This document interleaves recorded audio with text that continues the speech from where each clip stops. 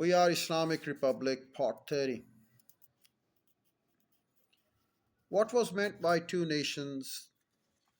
Sayyid Ahmed also wanted Muslims to have good relations with Hindus. However, it seemed to him that many Hindus did not want friendly relations. He understood the move towards democracy taking place in Britain and America. By 1884, most British men were able to vote, and in 1888, some women were allowed to vote in local councils elections. In India, some local government councils were elected. Sayyid Ahmad Khan knew that the extension of democracy to India would seriously disadvantage Muslims. There was a large Hindu majority and they would win all the elections, and the power of government would always be in their hands. If the British ever gave up India, then he feared that this domination by Hindus would lead to violence between the two communities.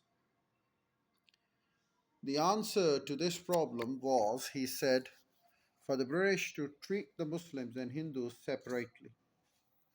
Later, after his death, this idea became known as the two nation theory. The two distinct groups, Muslims and Hindus, were so different and lived separate lives from one another that they were really like two separate nations, even though they lived in the same land. Sayyid Ahmad Khan was the first person to express this point of view.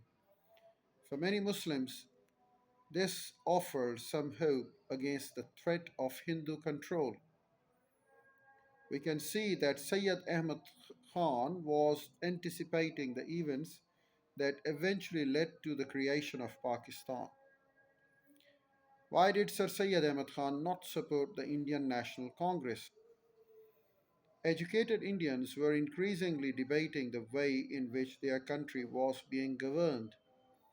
However, it was Scotsman Alan Octavian Hume, a retired civil servant, who called together the first Indian National Congress in 1885.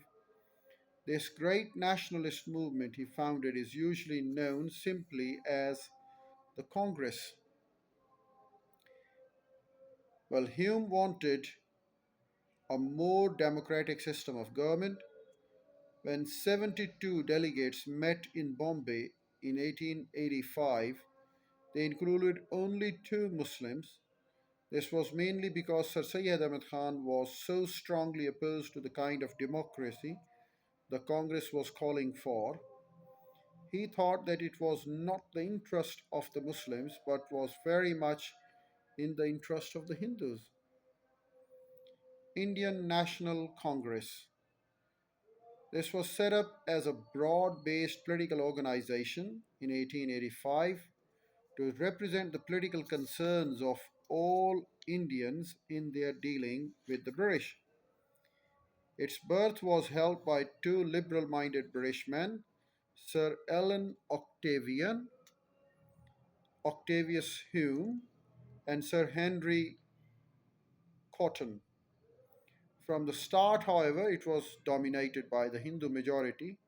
At first, it concentrated on making suggestions on social issues to the government, but gradually it became more political organization, and so it went. In 1920, under the leadership of Mahatma Gandhi, it became a political party and spearheaded the nationalist movement for independence from Britain. But with their development, most Muslims, including Qaid-e-Azam Muhammad Ali Jinnah, it to represent, gave up, Qaid-e-Azam Muhammad Ali Jinnah gave it up to represent all Indians and saw it as a Hindu political voice. It is often known as the Congress Party or simply the Congress. The position of Muslim was damaged by the 1857 uprising. Sir Syed Ahmad Khan wanted better understanding between Muslims and the British. English style education was advocated by Sir Syed Ahmad Khan. Education, particularly, was the only way for the Muslims to rise.